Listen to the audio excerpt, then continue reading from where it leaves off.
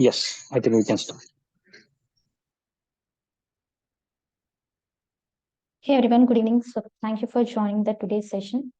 And I'm going to talk about event-based automation using StudioWeb. So before I go to a further slides, so let me introduce myself. I'm Usha Kiranmai Ganugla. I have overall 6+ years of IT experience, in which 4+ years of experience as a RPA developer at Miracle Software Systems. So besides this, I'm good at handling document understanding and Action Center, AI Center, and UiPath apps. So besides this, few of my most important achievements throughout the RPA journey is I'm most valuable professional for the year 2023. I'm UiPath certified professional, UiPath community member, and then forum robot master, and I'm UiPath community blogger. So this is pretty much about myself. So let's quickly go through our agenda. So today I'm going to talk about introduction to StudioWeb. So since we are talking about the concepts of StudioWeb, right? So let's quickly go through a minor introduction of StudioWeb, and then we are focusing on event-based trigger. So before we actually go to it, so let's see what is event-based automation and the types of triggers available in StudioWeb. And I will show you how to develop and then run the event-based workflow using StudioWeb, and then followed by real-time use case and Q&A session. So the StudioWeb is a browser-based automation tool, and it is specifically made for the users who are looking to automate some actions in online applications like Gmail, Slack, Office 365, and AWS, and few other.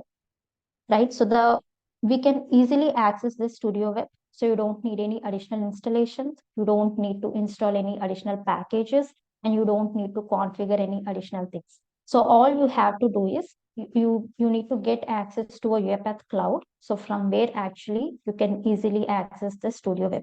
And the most important feature of StudioWeb is it is a cross-platform automation.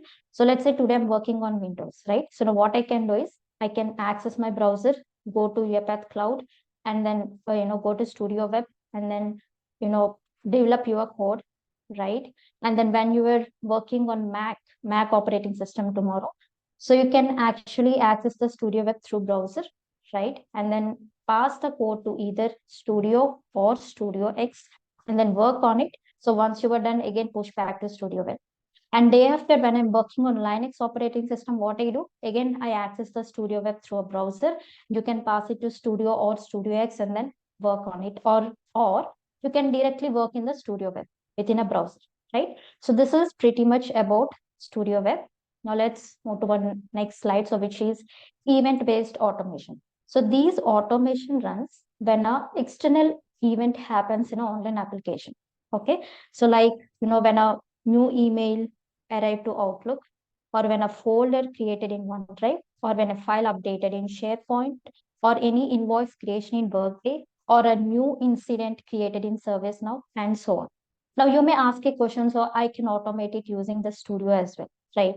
But do you think the current attended and unattended robot have a capability? So where it will going to trigger the automation when an external action happens in application?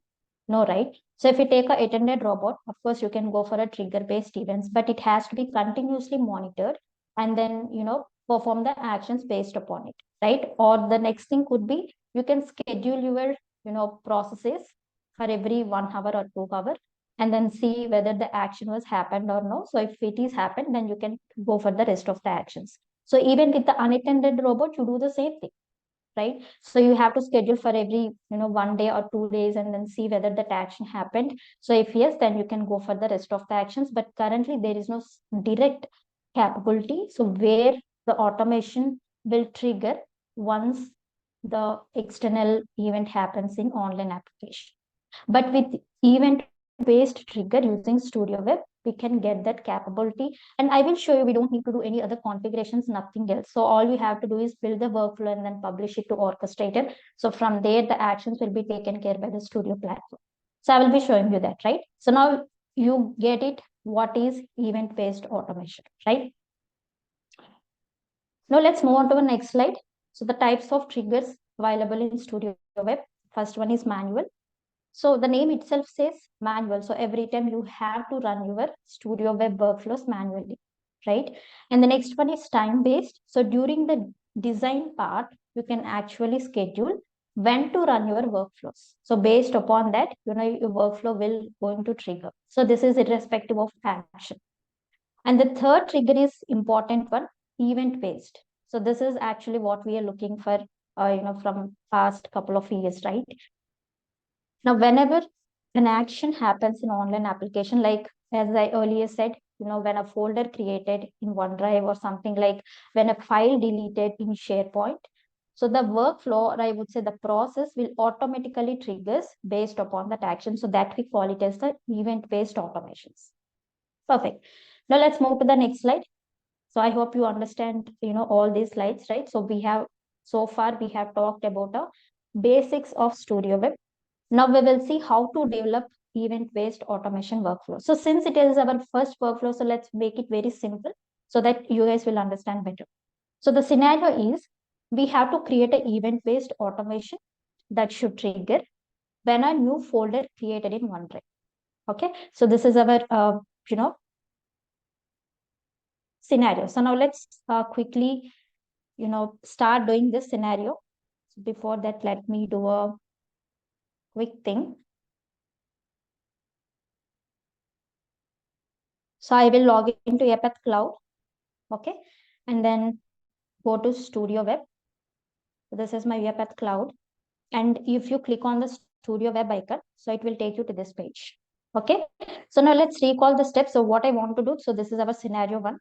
So I want to create an event-based automation when a new folder created in a Google Drive. Remember this step, okay? So when a new folder created in a Google Drive, I want to trigger the process. So I have already in the StudioWeb page, and you might be already aware of what are these tabs doing because our friends had already discussed in our previous meetups. If not, you can easily understand by looking at the tab name, but I'm not focusing on it right now. So I want to focus on the practical way rather than talking about all this. So now let's click on a new project. Okay, so once you click on the StudioWeb icon, you will be taken to this page. Now click on new project. So here I give a name called, I would say, new folder creation. And then the description would be, it run the automations, or I would say automation, when a new folder created in Google Drive. Perfect. So make sure you're giving the right name in the description because whenever your colleagues looking at this workflow, so they should be able to understand what this workflow is doing. And if we click on the drop down, so there were three triggers that we had already discussed, right? So since we want to automate the process in such a way that whenever a new folder created in a Google Drive, we want to trigger the process, which is something called the event based. So let's select the event based from the drop down and then click on create. Very nice. Now it asks me to select a trigger category. Okay, remember these terminologies. So we have to select a trigger category. So before that, let me go back to the notes again. And then let's recall the steps. So what is this? New folder created in a Google Drive. So this action is something related to a Google, right? So now we have to select a Google Workspace category here. Getting it? So whatever the action is related to, so that specific category we have to select from the list. So select Google Workspace category. And now again, so what is the action that we want to perform? So we want to perform, I would say what we want to monitor actually, not perform. So what we want to monitor. So whenever a new folder created in a Google Drive, whenever a new folder created in a Google Drive, we want to do something, right? So here the action, or I would say the action that we want to monitor is folder creating. So now let's see, is there any trigger activity available here? Yes, there is a trigger activity. If you see, it says folder created. Okay, so the first one is trigger category. Now we have to select a trigger activity. Now click on it. It is loading the activity. Perfect. So here, if you see, I have already configured my Google account. So that is why it has taken by default. But if you're working for the first time, so definitely you have to configure by yourself. Okay. So it gives you a button asking to connect. The moment you connect, the moment you click on that button, so it will take you to a different page. I would say that authentication page, right? And then click on connect. And now you can log into your Google account. So let's say I want to go for this one. Okay. I will show you what are the steps so that you can follow when you're practicing. So I have selected the Google account and then click on continue. Now it says the integration is loading. Perfect. So there is some connection lost. Let me do that again.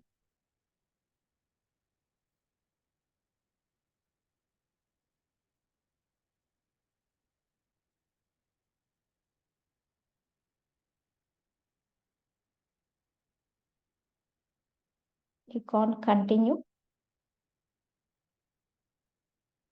So now it says your connection is successful, right? So now if I click on the drop down, you see there were two Google accounts got configured. So this is the process of how you have to configure your online application. It could be, Outlook, it could be OneDrive, it could be SharePoint, or it could be Google, whatever it is, the same steps you have to follow. Okay. So now what I want to do is I don't want to maintain these many of connections. I want to delete the unnecessary ones. Then what I do, so I can click on this settings button and then go to manage connections. Okay. So now where you can actually check your connection status, you can delete the connections or you can add a new connection as well. So this is the account that I don't want to, maintain. So for that, what I can do is I can quickly go ahead and then delete this connection. Perfect. Very nice. So this is how you can manage the connections. Okay. So let me go back to my StudioWeb workflow again. Now what I do is I will refresh the page. So just to showcase you, once we delete the connection, so we don't see that anymore in the drop down. So if I look at the drop down, now again it is back to a single connection. Earlier we have seen two Google accounts configured. Now it is back to one. Perfect. Now let's move to the next field, which is in location. So we have to configure folder here, right? So to understand this, let me go back to my drive. And what I want to do is, if any new folder created under my drive, I want to trigger the process. Okay. So here, can I give the my drive as the location in the StudioWeb workflow? Right. So this is the folder that I want to monitor, right? So if any new folder created under the my drive, I want to trigger the workflow. So that is why here the location field should be selected as my drive. So let me click on this folder icon and you can see the list of folders available in the Google Drive and click on my drive. That's it. And then click on save. Perfect. So in my case, it is my drive, but in your case, it could be different, but the process is similar. And now additional filters. So you can always configure the additional filters. So here, currently there were two additional filters available. The first one is name. So let's say if the folder is created with some XYZ name, so then only I want to consider, right? So then you can go for the name field and something like, created by who actually created the folder. So if you want to do such configurations, you can go for this filters, and currently I'm not doing it. Okay, but it again based upon your requirement if you want to perform. So definitely you can do that, but currently there were only two fields available. Maybe in the future, let's hope we can get more number of fields in the coming in or releasing in the upcoming releases or future releases. Now let's click on the show additional options. So here there is an output and there were two fields. The first one is a created folder, right? So this field contains a folder details. Which folder? The new folder details that got created. And next field is job data, right? So what this field contains? So this field holds something like, what is the robot that is currently executing for the workflow, and then what is the robot version and what is the execution mode. So all these things will be holding by this field. And this field contains, the folder details. Now, currently we don't need of this field, right? So let's focus on this one. So we want to store the folder details somewhere. So this is the right field. So what I want to do is I want to create a variable. Again, storing means variable. That's it, right? So click on the plus button and then save as variable. So this is the process of creating a variable. So I would say that folder details. Okay, and then click on create. You need not to select the data type because based upon the activity, the data type comes in default. Click on create. So this is the one way of creating a variable, guys. The other way is you can go to a data manager panel and then you can create in the variables panel. Again, make sure if you're creating through a variables panel, you have to know a specific data type. Okay, but instead of this, you can actually create a variable from the activity. So that is the easy process. Very nice. Now I don't want to assign any variable to this field. And the next step is test trigger, right? So now it is very important to test our trigger to make sure the activity is working fine. So before I do that, so what I do is, so I will create a new folder under my drive. So let's say I will give the folder name as PO process. Click on create. Done. So I have created a new folder under my drive. Now let's go back to our StudioWeb workflow and then click on test trigger. Let's see what it says.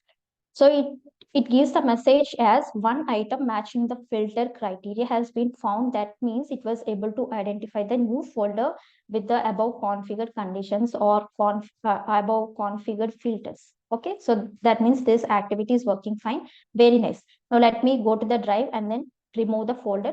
So just make sure once we're done with the scenario, I will remove everything so that you guys will understand better. And now what is the next step? So the next step would be, I want to create a new empty spreadsheet in the new folder. Okay, so I want to create a new empty spreadsheet. So for that, I will click on this activity, right? So again, what is the action that we want to perform? So creating a new empty spreadsheet. So this is again related to a Google, right? So Google action. So for that, let's select the Google Workspace category. So why I'm asking you to select the Google Workspace category is, once you select, you can see a list of activities coming under it. But if you're really aware of activities, so definitely you can go ahead and then search in the search panel. But if you're not, so make sure you select the category and then search for the activity. Now, what action we want to perform here? Creating a new spreadsheet. Now, let's see, is there any activity available for creating a new spreadsheet? I will show you. So there is an activity called create spreadsheet. So what the description says, so it creates a new Google spreadsheet. Now let's select this. Okay, so this is the way of selecting a activity. So once we select, so we see that, the Google account is already configured, right? And the next field is something called a folder. So we have to say, right, in which folder we want to create a new spreadsheet. So if we go here, currently it is empty, right? But earlier we have created a folder name called PO process. Now, do you think every time the folder name could be a PO process? No, right? So today I have created a name called XYZ, and tomorrow the user could create a folder name called ABC and then POC, something like that. So we can't ensure that every time the folder name will be same. So then how can I make it dynamic here? So this is important one. Now, if we go to a previous activity, so there is under output, I have told like, so for this field, so this field holds a folder details. Now, do you think, can we reuse the same variable in this activity? Right? So this variable anyway having a folder details. Now, can I reuse that variable here? Right? So let's do that. So click on plus button again and then use variable, right? And then this is the activity, right? So this is the initial activity. And then click on here. So you see what is the variable we have created. So this is the variable name, guys. So let me open it. So this is the variable name, folder details. Let me open it again. So folder details created for what field? Created folder field. Now let's select this variable.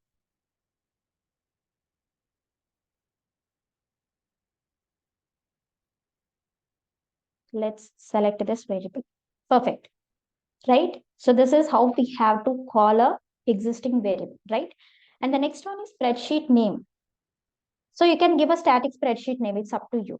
And also you can also provide something called, you can also insert VB expression. So let me show you that. So I can go with the insert expression, okay? And then now dot to string. Within double quotes, I would say date, month, and then year. So this is the way of inserting the expression. But again, I don't want to give any expression. I want to show you that how we can utilize the folder properties. Okay, so let me clear it. So you're aware of, right? So we can also pass the something called VB expressions, and besides this, you can also give some static spreadsheet name. But I don't want to go for this too. So I want to create a spreadsheet name is same as the folder name. Getting it? So if the folder is created with a name called XYZ, so I want to create the spreadsheet with name as XYZ. So that is what my requirement. Then how would I do that? So think of it, guys. So the spreadsheet name is the folder name. Now, how can I get it? So in my previous activity, again, let's go to this variable. So as like I said, so this variable contains the folder details. Now, can we do something with that variable? So let's see. So first of all, I will go here and then, I will click on use variable. Okay. And then this is the variable, right? So which contains the folder details. Now, what we want, the folder name, because I just want to create the spreadsheet as the same folder name. Now, if we click on the arrow, down arrow, so we can see a couple of properties like full name, creation date, last modified date, and so on. So what are these properties? So these are the properties of the new folder. Now, can I go for full name, right? So what is meant by full name? So that means it gets during the execution of this workflow, this expression will get the folder full name and then name to the newly created spreadsheet. Getting it? So this is the way of utilizing the properties of a variable. Very nice. Now let's click on other options. So there were other options like first sheet name. If you want to give a different sheet name, you can go with this. And what happens if the sheet already exists? So you can actually check the right action from the drop down. And again, if you go to our output, there is something called save spreadsheet for later. To understand this, let's go to a previous activity again. So what we are doing here, so we are storing a folder details in a variable for further purposes, right? So now similar to that, if we want to save our newly created spreadsheet details in a variable and then use it later, we can go for this field. Okay, so you can simply assign a variable and then you can actually process in your further steps. But right now we are doing it, we are not doing it. Okay, so our requirement is whenever a new folder created, so, the bot should able to create a new empty spreadsheet in the same folder and the spreadsheet name should be same as the folder. So this is our requirement. So we are done with our development, right? So now you are in a good spot to understand how to create an event-based automation workflow and how to create a variables and how to recall the variables and all these stuff, right? Now it's time to run our workflow. Okay, before I do that, let me go back to my Google Drive and then let me create a folder, new folder under my drives. Let me say as, daily report. This is the folder that I have created. Perfect. Now let's go back to our StudioWeb workflow. Now I'm going to run this process. Okay, so now I will show you how to run through a StudioWeb. So click on run. That's it. So by clicking on run button, actually you can run your StudioWeb workflows. That's not a difficult thing. So in the right side panel, you can see the logs. These are pretty much different from the Studio logs, right? So now if we go to the first activity, it says ran successfully. Okay, so the bot able to, I would say the StudioWeb platform is able to identify the new folder and, it stores the folder details and it is able to perform the next action as well, creating a new spreadsheet. Now let's check the output guys. So go back to OneDrive, sorry, my drive, and then click on the folder. So you see an empty spreadsheet got created, right? So let's click on it.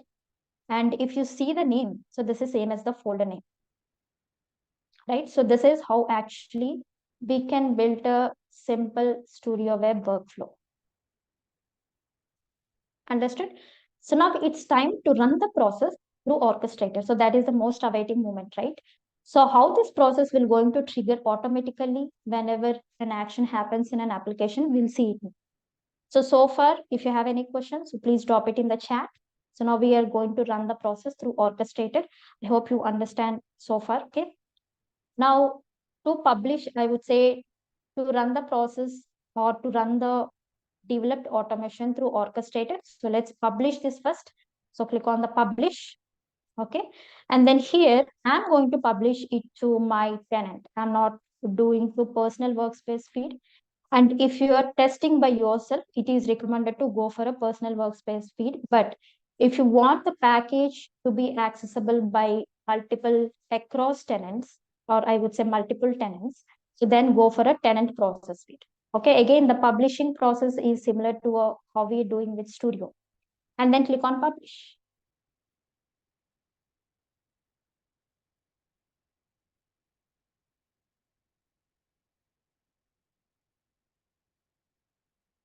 Done.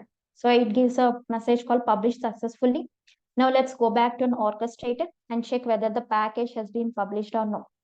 Perfect. You see, our package got published, right? And it got published as a background process. So why, guys? Because the developed workflow does not contain any UI interaction activities. Hence, it got published as a background process. Remember this point, okay? So if your workflow contains UI interaction activities, then it's something like publish as like this one, so which is a requires user interaction, or it could be a foreground process. But if your workflow does contain or does not contain any UI interaction activities, then it will going to publish as a background process.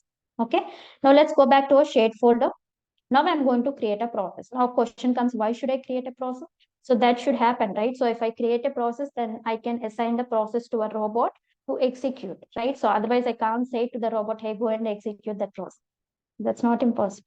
So let's click on add process and then select package from the drop down.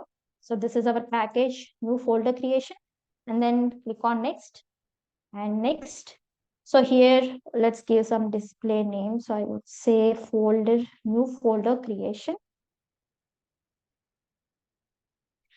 And then the other important thing is Cloud Robot Serverless. As we already know that StudioWeb runs on Cloud Robot Serverless. So this is used to run the background automations, right? So if you don't have a machine to run, don't worry. If you don't have a container, don't worry. If you don't have a physical machine, don't worry. So everything will be taken care by the UiPath. So these are the machine sizes. Okay, so the Cloud Robot Serverless is something like a machine type, and these were the machine sizes.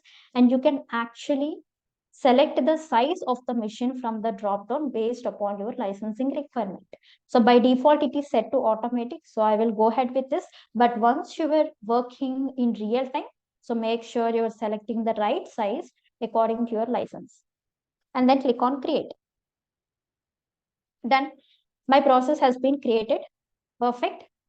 Now, the next thing is, so do you think, we have completed the process of steps? No, right? So there is one more step that we have to do. So one more configuration that we have to do. So that we have to do in the UiPath Assistant. Okay. So now if we go to a UiPath Assistant, and this is our process name, right? So this is our process name, new folder creation. And if we click on it, so it is giving some message saying as, the triggered automation requires configuration before it can be active, right? So until you do a configuration in the browser, your automation will not be in active state. Remember this point. So you have to do the configurations in the browser. So for that, let's click on configure in the browser. Now your connections will be opening in the browser. So make sure your connections were correct. Okay. So once you will do recheck, so click on apply. So this is the mandatory step. Otherwise, your automation will not going to run. So it will not be in active state. Now let's go to the UiPath Assistant. Now we no longer see that message. Perfect. So that means your automation is in a good state. Now let's test the process through Orchestrator. Okay. So now what I do is I will go to the drive and then I will remove the folder and I will create a new folder, something called new folder. And then I say as daily log. Okay. I say as daily log and then click on create. Perfect. Now let's go to our jobs tab and then see whether, the process will going to trigger automatically or not. And besides this, the other important thing is the execution, the initiation of the execution would take from a minute to 5 minutes. Okay. Sometimes we have to wait until 5 minutes for the execution to happen. So sometimes execution starts within a minute or so. So it varies from a minute to 5 minutes. But when an event happens in online application, so the process will automatically trigger. But it would take a couple of minutes. So let's wait for a couple of minutes, guys.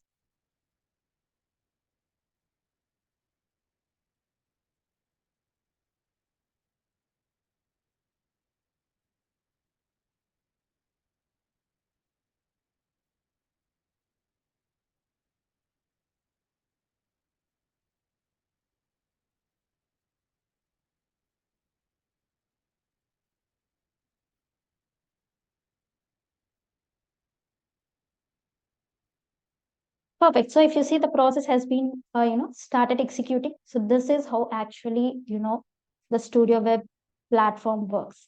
The process has started executing. So have I done any other configurations? No. So have I scheduled my job? No. Have I installed something? No, nothing I had done. So all I do is I developed a StudioWeb workflow and then I publish it to the orchestrator. So with the right configurations, and I made something in the UiPath assistant. That's it. So this is pretty interesting, right? So without any schedules and without any other configurations, the process or the automation would able to trigger automatically. So it's a very interesting concept. So the status is successful. So the automation has triggered successfully and then completed it. So now let's check the output. So go to the My Drive and then click on the folder. Now, if you see the empty spreadsheet has been created. So again, the name is same as the folder name, right? So now I hope now you're at a good spot how the event-based automation workflow, I would say, trigger works. So this is most important in our daily automations if we want to run any process based upon an event. Perfect. So now let's go back to our orchestrator. So let me remove this. Let me clear everything once we are done with the scenario. So now we are done with the sample use case, right? Now you're able to understand what is what. Now let's quickly go to a next real-time use case. Now I help you to walk through the real-time use case, so which is Outlook email processing, which is the most important use case in our most of the organizations, right? So now you may ask a question, okay, so I can automate the Outlook steps using Studio or Studio X. Definitely you can do that, but think of it. So if you want to automate, you have to install Outlook desktop app, right? And sometimes we might face a challenge where the Outlook is not responding. So sometimes the background activities will not work. Then you have to do a Outlook interaction. We have to interact with the Outlook. So where we have to perform something like UI interaction activities. And in some cases, we don't have enough permissions to access Outlook, and for that we face a lot of difficulties, right? So there were a lot of challenges when we are going with a something called Outlook email processing through a studio. Now we will see how actually we can do it using the StudioWeb. Okay, so I will help you to walk through. I have already developed the something called this use case. I will help you to walk through, because if I develop and then explain in parallel, the time wouldn't be sufficient, and we also have to see how we can run this process through Orchestrator and all those things. For that, let me quickly click on it. So the workflow has loaded.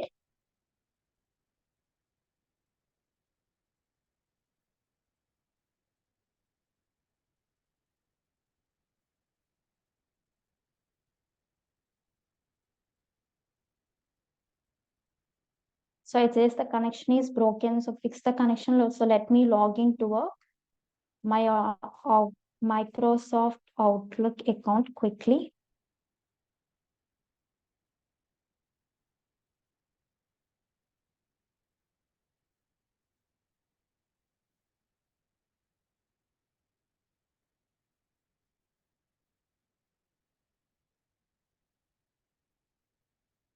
So we see these issues during the weekends because this is not from our end.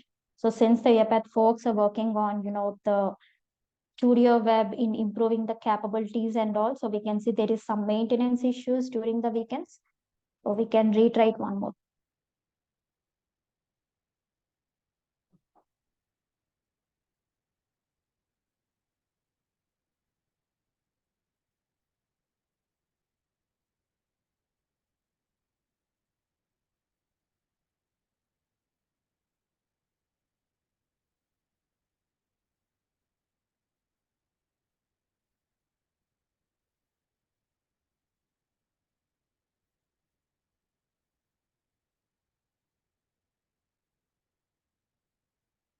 Okay, so let me go back to the StudioWeb and then create a new project.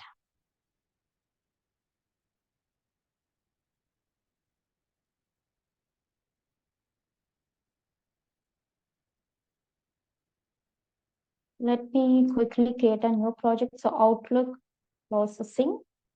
We'll go with the Outlook processing, and the description, I would say that run the automation when a new email arrives to Outlook. And since we are focusing on the event based, so let's select the event based from the drop down.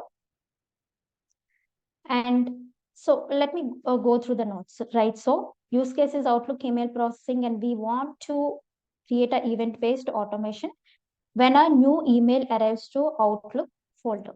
Okay, so since this action is related to the Outlook, so what I do is I will go ahead and then select the category. Which category? Microsoft 365 category, because the Outlook resides in the Microsoft 365. So let's click on it. Okay, and what is the action that we want to perform? I would say, what is the action that we want to monitor here when a new email arrives to Outlook folder? So simply when a new email received, so here is the trigger activity. Now let's select the trigger activity.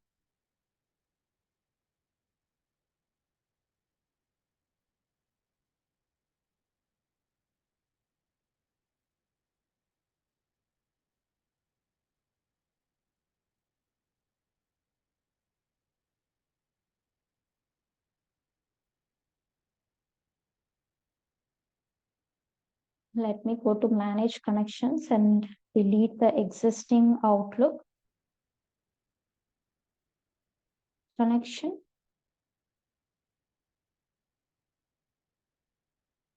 So you might see this type of issues, when you were doing the workflow as well. So now the workflow has loaded. So now this is how it asks you to connect to a Microsoft 365. So now I will go ahead and then click on it and then connect. So let me give the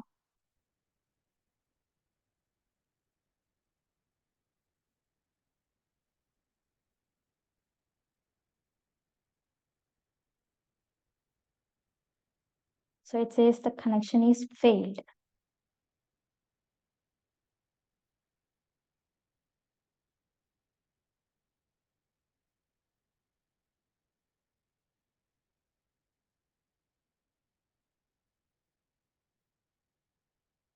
Perfect. So this is not our issue. So what I do is, let me go to a StudioWeb again. Actually, let me explain, what I have developed, at least you guys could know. And this is from the UiPath side. As like I mentioned, during the weekends, they work on this capabilities and all. So we might see this type of issues. So sometimes retrying would work and sometimes retrying would fail. So maybe after 1 hour or a couple of minutes, the connection would be back.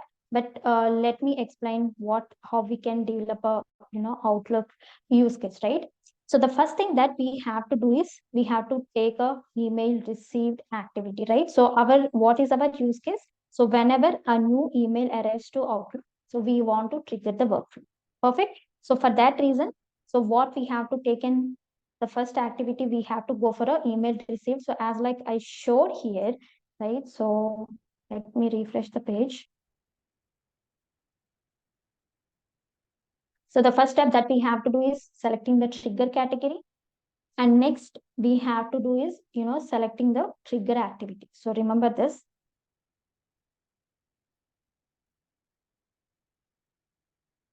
So here I have selected this, created a sample one, right?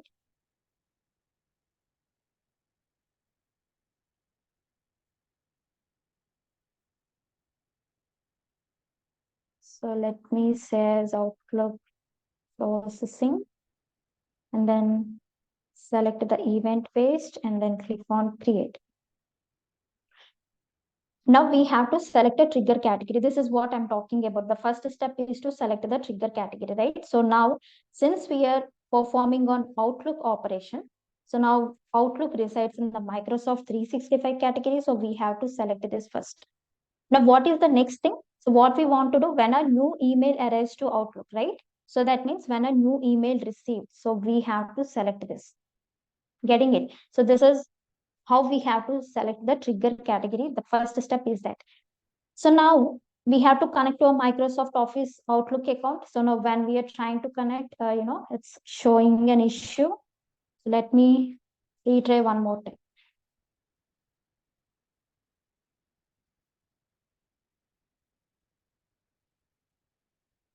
Now it says the connection failed to create. Okay.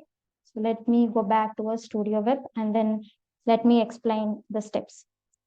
So now if you go here, right? So once you connect to a Microsoft Outlook 365 account, now the next field is something called a email folder, right? So what is the action we want to perform when a new email arrives? Okay, so that is fine. But to what folder? So we have to mention the folder, right? So to what folder when the new email comes? So that we have to configure, so that we can do by clicking on this folder icon. So before that, go to the Outlook and have already created a finance, right? And never mind, ignore this. This is a advertisement email. And the next one, other folder is processed, right? So now whenever a new email comes to this folder, I want to trigger the workflow. So that we have to select in the StudioWeb workflow. Okay. And the next one is additional filters. It's something like it depends on you. If you want to configure, like if the email contains this subject, so then only I want to consider something like if the email comes from this to mail list, then only I want to consider. So we can actually do all those steps in the additional filters option. Okay. And the next one is options. So if we click on the options, we can see something called with attachments only. Yes, I want to consider the emails only with attachments. That is the important thing. Okay. And if you don't want it, you can simply disable it. And include attachments. Yes. So that is why I set to true here. And next one, mark as read. So once the 100 emails were processed, so do you want to mark the email as read? If yes, then you should set this to true. Getting it? So again, these are depends on your requirements, but actually here based upon our use case I'm telling, but you can actually change it according to your requirement. And once it is done, okay, so once the configuring of additional options were done, so there is something called received email. Okay, so under the output there is something called received email. So what is this field contains? So this field holds the emails those were retrieved that matches with the above configured conditions. Okay, so this field holds the emails those were retrieved. So if you want, you can simply create a variable and assign this to field so that that can be used in further. Perfect. Now how do we create a variable? So we can click on plus button and then do the other steps, or we can also go to a data manager panel and then create from here. Okay, and for now I'm using only this field. I'm not going to use the job data. So again, what is job data fields? As like I mentioned earlier, this is something, it gives a what is the robot that is currently executing the workflow and what is the version of the robot and all this stuff. Okay, so currently I'm only using this field. So what is this field contains? The list of emails those were retrieved. Perfect. Now, what is the next step? So once the first step is done, so the next step would be download the attachments. I want to download the attachments. So for that, how can I get the activity? So if we click on the plus button, right? So now again, you can go to a trigger categories. Now, if we see this action, downloading the attachments is something related to Outlook, right? So from where we want to download the attachments is from the Outlook email. So which is related to Outlook action. So again, what we have to select here, so Microsoft 365. So this is a trigger category. So why I'm asking you to select the trigger category is it gives a list of activities related to it. If you're really good at, if you're really aware of what is the activity that you have to use, you can search it in the search panel. That is a different thing. But if you're not aware and if you're using for the first time, so make sure you select the trigger category first. Okay. And now what here? So we want to download the attachments. Now let's see, is there any activity available for it? So there is an activity called download email attachments. This is the one. Okay. So the description says it downloads the attachment. So once you select this activity, Again, here, since there was some issues with the Outlook, so it's not able to connect. But once you connect it, so it shows you the configured Outlook account. So that is the first field. And the next field is something called email. Okay, so what is this field says is, so we are using download email attachments activity, fine. But from which emails we want to download, so that is what we have to provide, right? So now how can I provide the list of emails? So I can't say that, hey, go and get the attachments from those emails. I can't say it to the robot like that, right? So now if we go to a previous activity, there is a variable created for field called received email. So what I told, so this variable contains a list of retrieved emails. Now, do you think we can pass that variable here? Anyway, this activity also needs a list of emails, and this variable has already the list of emails. Now, can we pass that variable here? Yes. So that is why I pass the variable to this field. Okay. And the next field is filtered by file name. If you want to filter only specific attachments, like I want only the XLSX, I want only the PDF, I want only the PNG. If that is the case, you can mention those extensions here separated by a tab. Okay. And the next field is exclude inline attachments. So in some cases, the body might contain some attachments, right? So maybe something like PNG images and other images. So if you want to download those as well, you have to set this field to true. Okay. And the final thing is output. And what the output has? Downloaded attachments list. So now this field contains, right? So what is this field holds is, so it holds the list of downloaded attachments. Okay, so this field holds the list of downloaded attachments. So that is what this activity for, right? So now again, when I use download keyword, so don't assume that your files will be downloading to the local. StudioWeb never works with your local. It will not going to access your local folders or local files, nothing. So everything will be online, right? So when I say downloaded, when I say this variable contains a downloaded attachments list, that means it holds the list of attachment names. It will not going to store anywhere, right? So this is all about a downloaded email attachments activity. Perfect. Understood, right? So now let's see the next step. So the next step is we have to upload attachments to Google Drive. Now this action is related to what? Google. Now what we have to select? So we have to select Google Workspace category. Okay, so this is the one. So once you select a Google Workspace category, you can see the list of emails coming up, right? So what is the action that I want to perform? Upload the attachments to Google Drive. So now let's see, is there any activity available, something like, upload files or something like that? Let's search for that activity. So there is something called upload files. So the description says upload files to Google Drive. So this activity is used to upload files to Google Drive. So once you click on this activity, if you have already configured the Google account, so it is okay. But if not, again, it will gives you a button like this. So you have to, make connection to your Google account, right? So the next field is files. So what are the files that we want to upload? So we have to provide that value here, right? So how can I get the list of files?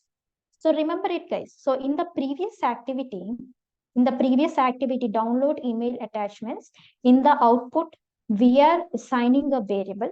So what I said here, so this variable contains a list of attachments downloaded. Now, can I pass that variable here? Right, so I can reuse the variable. So in StudioWeb, all you have to do is creating a variable and then reusing it in the further steps. There is no matter of, saving the files in a folder and then saying directory.get files, no matter. That's not going to work in a StudioWeb. So all you have to do is store it in a variable and then use it later. That's it. So now can I use the variable here? Yes. So again, this field should need a list of attachments. And this variable has already the list of attachments. Now I have used the same variable. Now how can I reuse it? So if we click on the plus button, right? So use variable.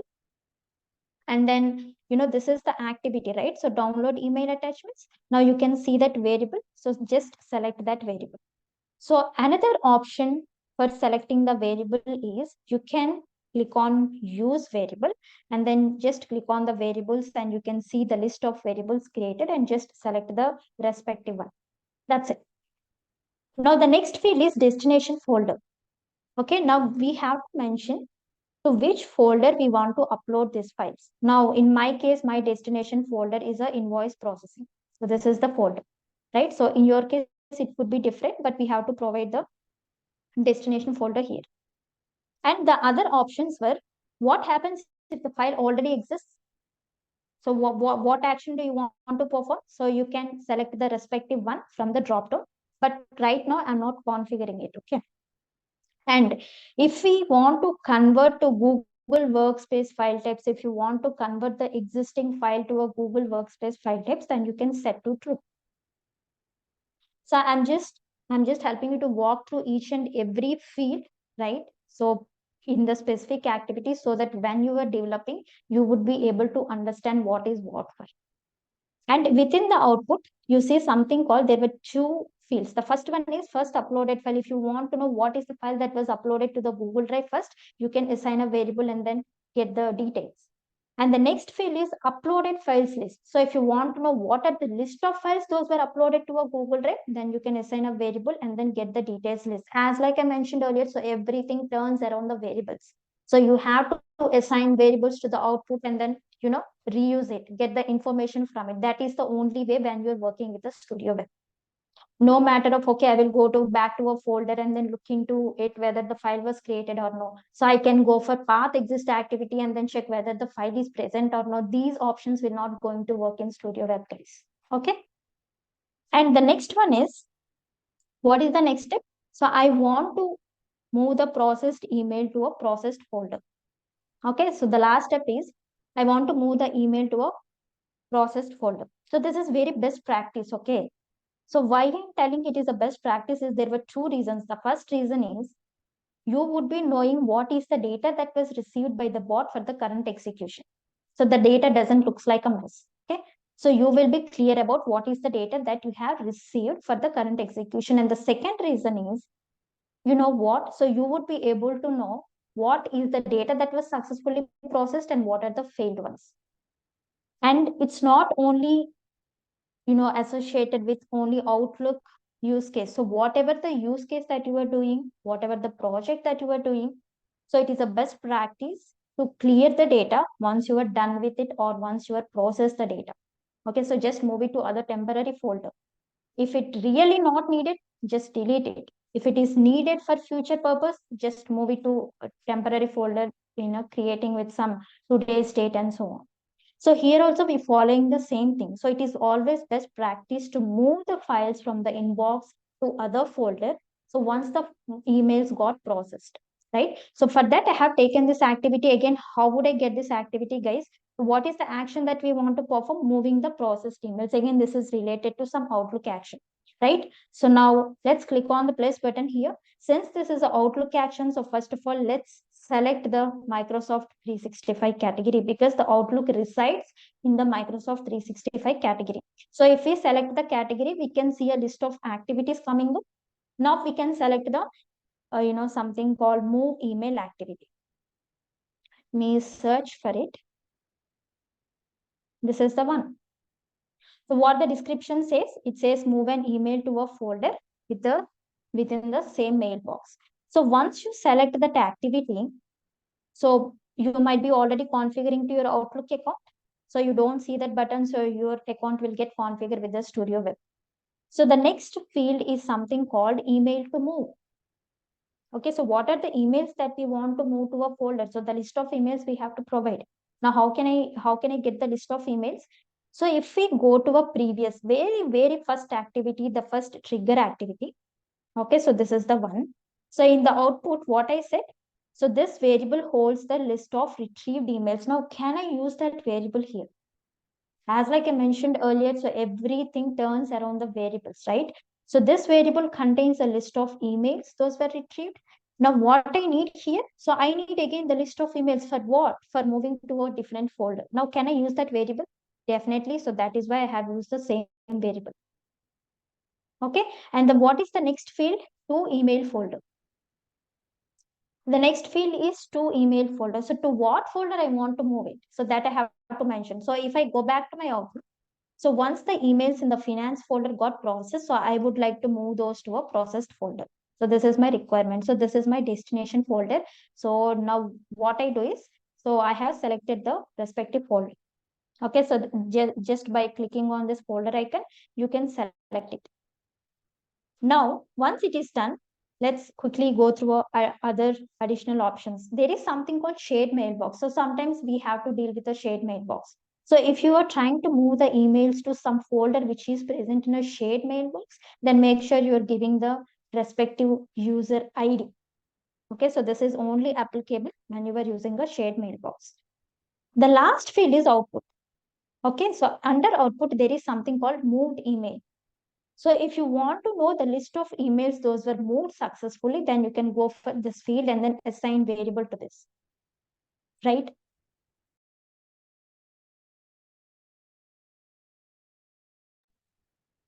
So this is, how we can actually develop. So as like I mentioned again, so everything works with variables. The only thing that you have to do is assign the variable and get the details from it.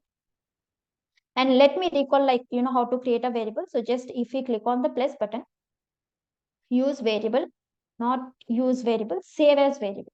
Okay, you can give the variable name and then click on create. So if you want to call the existing variable, then you can go for a use variable.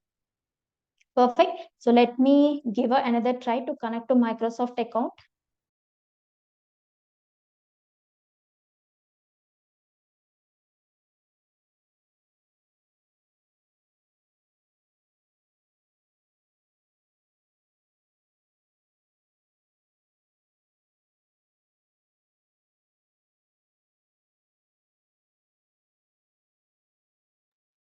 No, so it still says the connection is failed to create.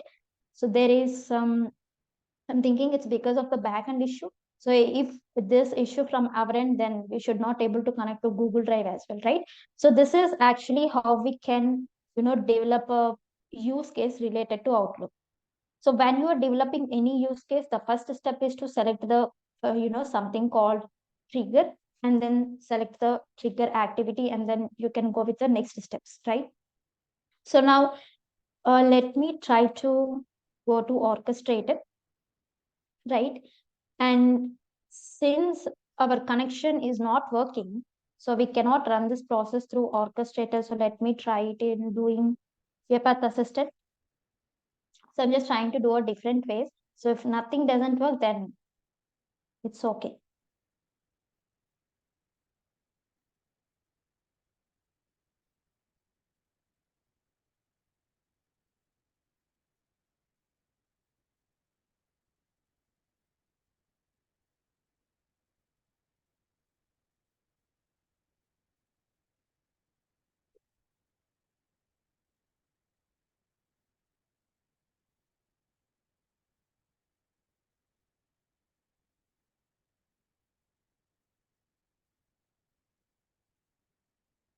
No luck. So it's still giving the connection is failed. Okay, so that is fine.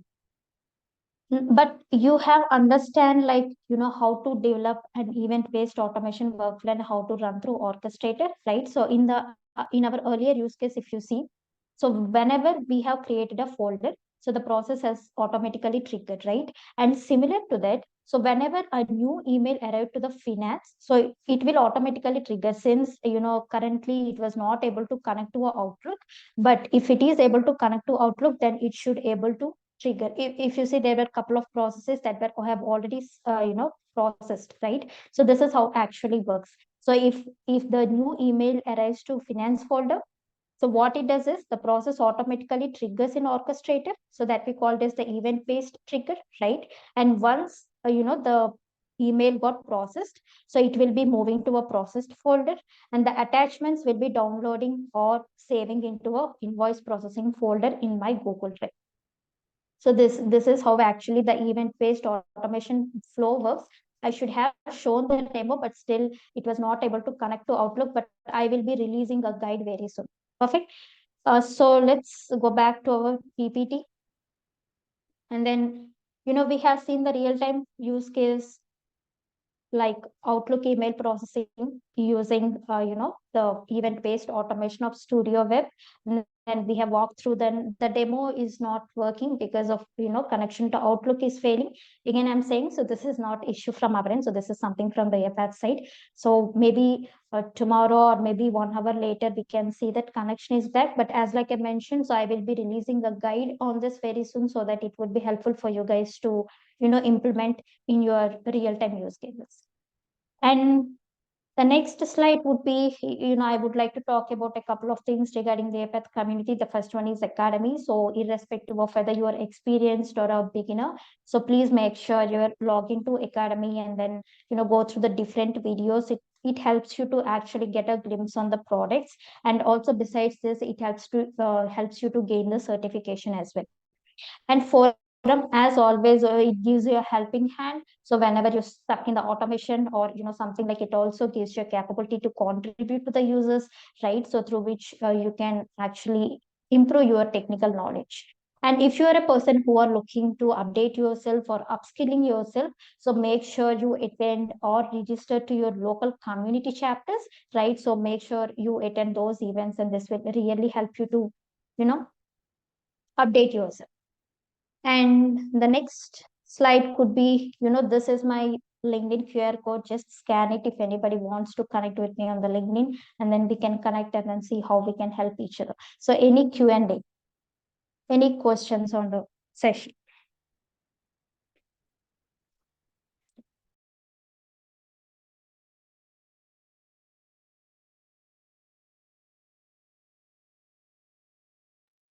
So, Asha, if we can go to the chart, right? Like we have one question: how to disable trigger without removing the process from the automation tab? Like, is there a possibility that like we can just disable this event-based trigger and go for a manual trigger for the process again? Perfect. So it's a good question. So how to disable the trigger without removing the process from automations tab? Yes.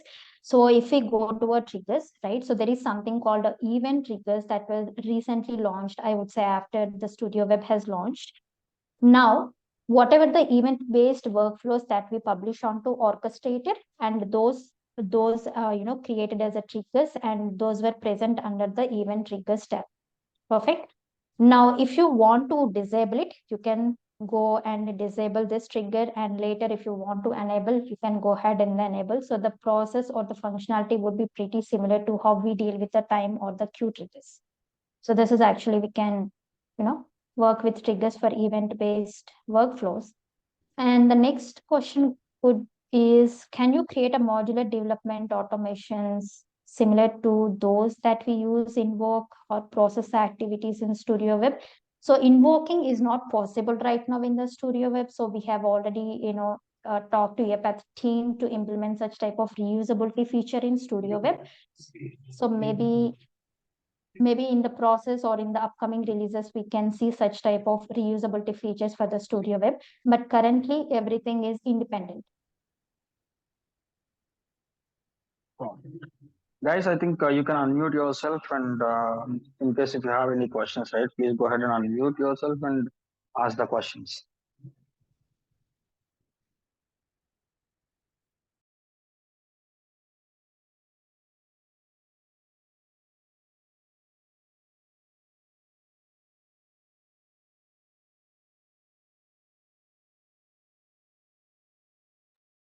Any other questions?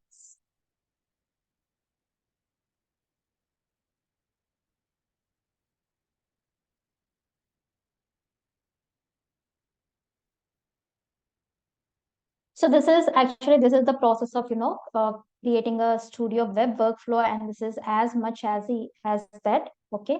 So, you need not to do additional configurations. You need not to install any additional packages. All you have to do is go to the StudioWeb and then, develop your workflow and then publish it to Orchestrator, and then make sure once you create a process in the Orchestrator, make sure you do the respective configurations in the UiPath assistant.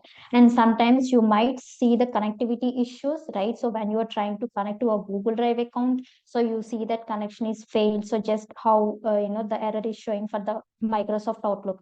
just retry it again. Since the StudioWeb is in the still development platform, we can see such type of issues, mostly maintenance issues during the weekends, right? And and if you see any connectivity issues, just go ahead and then retry the process. And if not, maybe 1 hour later, the connection will be back. And once you're done with the workflow, so once you publish onto an orchestrator and done with the additional configurations in the UiPath Assistant, you need not to care about your automation because it will take care of the rest of the steps. And as like I mentioned, since we were not able to show the demo today because of the Microsoft Outlook connectivity issue, so I will be releasing a guide very soon on it. So that would be helpful to you, when you're implementing in your local. Any other questions? Feel free to ask.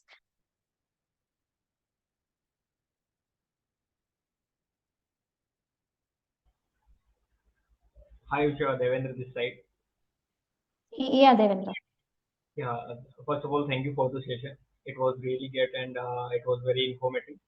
So I gained most of the knowledge about the platform. So my question is regarding that, like it is coming with the community version. Like if we are installing the community version, so we will be able to access this Studio Web and create the uh, flow and then test the trigger part.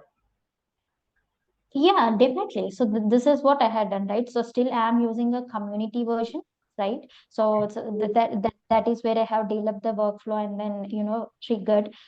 Since the Studio Web is coming up with a new capabilities, there is no such limitation, where you can only develop these many of workflows or you can only run these many of times, and there is no limitation to the trigger as well. So you can run as many times as you want in the something like in UiPath Cloud. So with community version.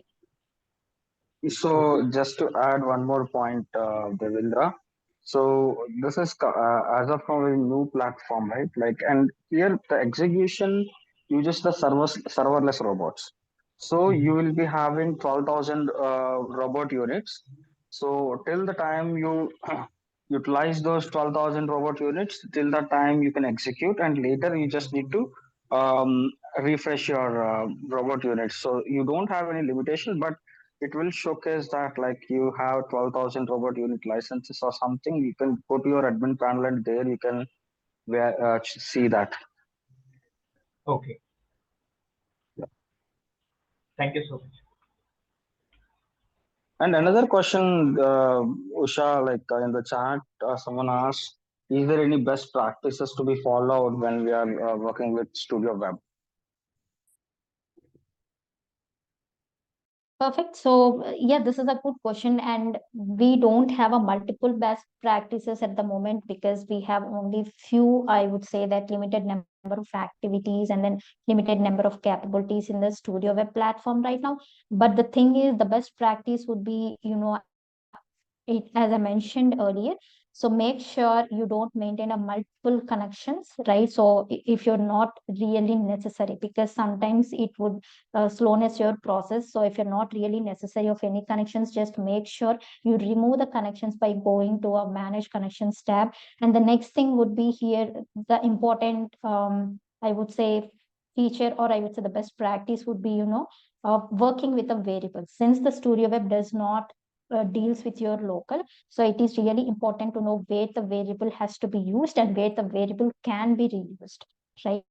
And the next thing would be, if you are working on different platforms, right? So now it is really best practice to make sure you publish the code, or I would say you pass the code to the Studio Web before you actually leave the current system. So currently, I think these were the only few best practices that we have, since we have limited capabilities in the Studio Web, but many more to come in the future.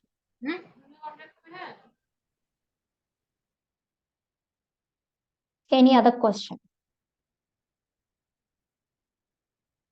And also one important thing that I would like to mention is, we have already talked with UiPath team, like, how about calling the Studio Web workflows in the studio itself, right? So if we have any such configurations, let's say in the studio, I want to automate something Outlook, then if I have already the code in the Studio Web, then why should I again, implement from the scratch in the studio?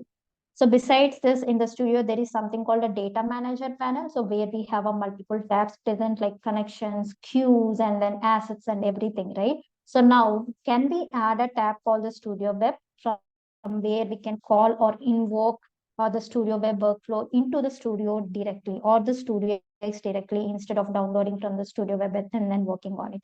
So this is the recent suggestion so that we have given to the UiPath team. So mostly they will come up with a new feature. So this could be also one type of reusability, where we can utilize for the StudioWeb platforms. Any other questions, feel free to ask us. Still, I'm trying to, connecting to Outlook, but it's not connecting. So that at least I can show you the demo.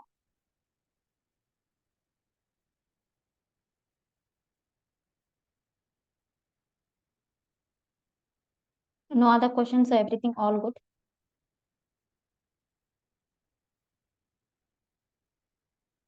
Perfect. In that case, I hope you understand the session. So I hope you understand, how to build a, studio figure-based automation using the StudioWeb. Like start doing it, start practicing from your end. So if you have any questions or if you're stuck at somewhere, so just feel free to reach out to me. So, Usha, I have a question, if you don't mind. Like when we are talking about the event-based triggers, like is the event-based triggers are only for the processes which are developed with the Studio Web?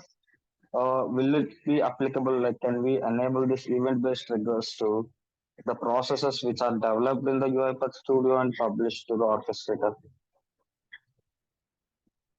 So you were saying like, the event-based trigger activity is that we can No, develop from the studio. no, even not activity. If you go to the orchestrator, we have seen the event triggers, right? Can we Yes. leverage these capabilities Mhm. for the processes which are developed with UiPath Studio and published to the orchestrator? No, that's not going to work for now, Pathrudu. So this Okay. event triggers is only for the studio web workflows.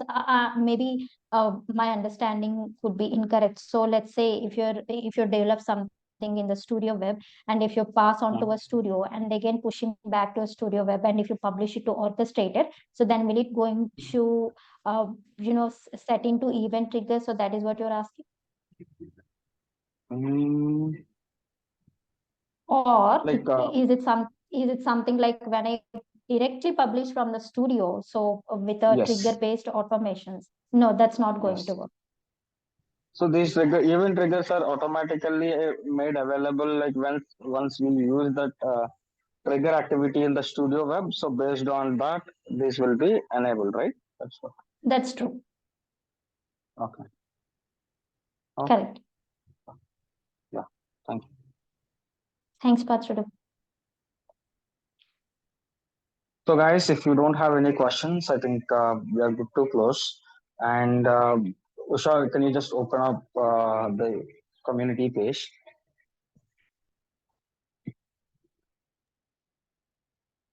Sure.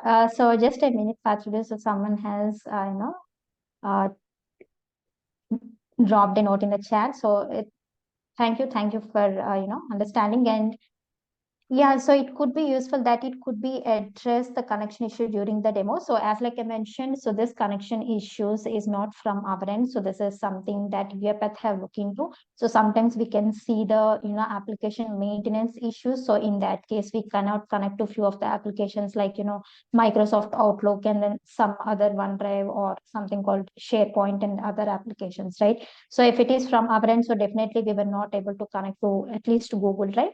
So hopefully, something like going forward, we don't see these issues, and we generally call it as the maintenance issues, especially during the weekends.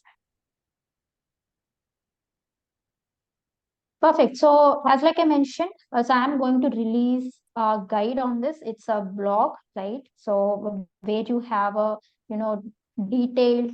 I am going to explain in detailed manner on each and every step and the field, how it is useful and why we are creating a variable for that specific field and how it can be reused and all these things. I'm going to release a blog on this. So definitely that would going to help.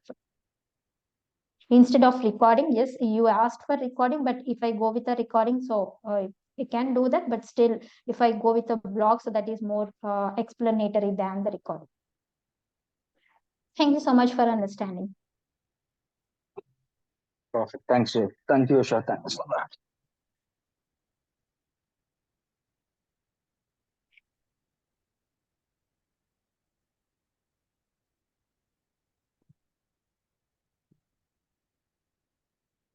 Can you go to the past events, Usha? So team here, like if you go to any of the events, right, like for all the videos, like whatever the sessions we had, right, we placed all the videos into this events. So Usha, can you just open any of the StudioWeb or any d- yeah, thank you. So here, if you see, right, all the videos, like all the session recordings are uploaded into this channel. So in the similar way, we will be uploading the recording for this session as well into the same event page. So please just have a look. Keep an eye on this chapter page so that like you'll be get notified with the upcoming events and also the recordings of the previous sessions as well. And we have like with this, I think this is the fifth session on UiPath StudioWeb, and we'll looking forward to have more and more sessions on the new capabilities of UiPath platform. Yeah, thank you guys. Thanks for joining the session over the weekend.